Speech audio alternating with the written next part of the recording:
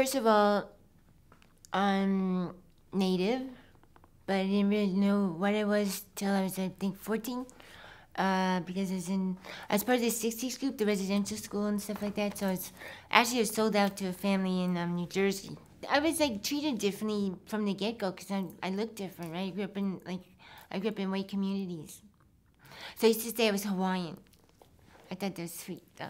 You know, people believe me, but it seemed weird because every foster home I went into, I had a different name. I was a different nationality. If I went to a black community, I was black. They used to cornbraid my hair and grease my scalp, and so I thought I was black for a couple of years. Then I was Puerto Rican, Philippine, Chinese, Japanese. I was abused a lot, but I dealt with it for a year with my adoptive father, my 2 adopted brothers, all the time. So when I became a prostitute, it was no big deal, except this time I was getting paid. So I didn't believe in God. You know, I didn't believe in anything. So I went on my own. And I took care of myself. I lived through 70 foster homes in New Jersey. Then I ran away when I was about 9 or 10. Slept in the woods, wherever. Had a different outfit every day because that's when you used to hang the clothes on the clothesline. So I'd sneak in at nighttime, take off my old clothes and put on new clothes, but at least I gave something back.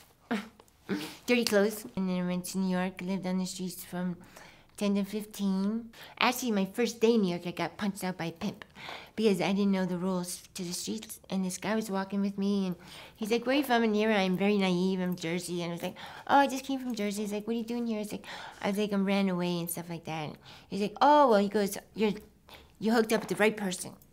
So we were walking, talking, and all of a sudden I seen these big bright lights, 42nd Street. And I was like, wow. I was like, "I'm going to go over here." And he goes, "No, we're going this way." And I said, "No, I'm going to go there." He said, "No, you come with me." And I said, "I don't want to go with you." And he goes, "Well, you owe me money for my time." And I was like, "Well, I only have a little bit of money." He said, "All right." And he turned me around and punched me right in my face. I still got a broken nose. Anyway, I woke up in the back of a peep show. These women, they took me off the street, and this one lady said to me, I remember the first word she said, "Girl, you better go back where you came from because you're not going to make it here." I said, "I can't go back." The sick part about it is the younger you are, the more money you get. I worked in a peep show, and the ladies were wanting to kill me because I was making like over $600 a night because I was little, you know, and I looked like a little boy because I didn't have no breasts or nothing like that, no hairs. So I made a lot of money. And how I came to Canada, got deported. I did prison for 4 years. They said I sold a dime bag of crack to an undercover cop, but that wasn't true. I never really did get in trouble. I just was in the wrong place at the wrong time. That's how I say it. No, actually, I think it started like with my drug history. I met a guy. He was my best friend, and I didn't know that he was like a major drug dealer. And we were just best friends for 5 years, and then we became a couple for 14 years. And then I started doing crack with him and pills. Well, I was doing pills at the early age from 8 years old. I started doing pills. I did my first, I think I did a Quaalude when I was a runaway. My first week in New York, that was the beginning of it. And I loved it because it took me way out, way out and lost in space. So by the time I was 11, I was popping like 45, 50 pills a day.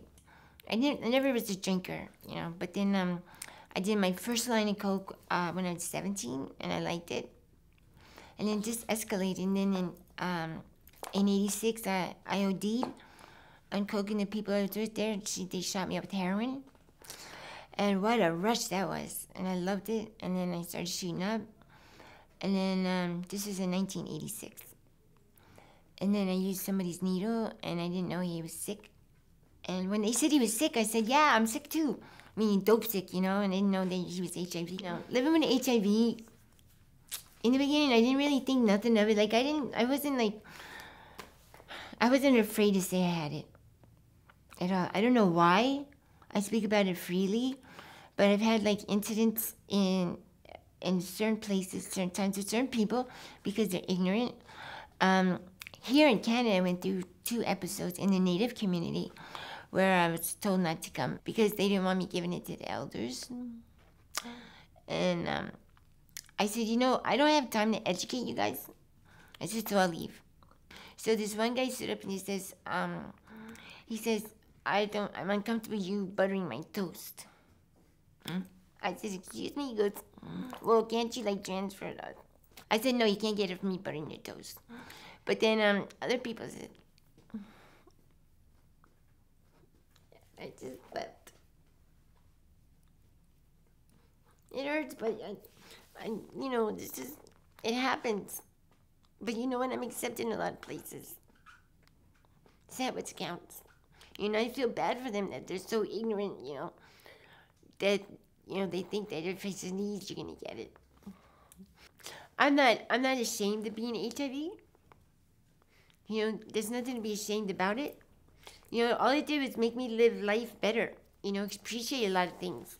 How dare somebody tell me I only have a year to live? I think that's very rude.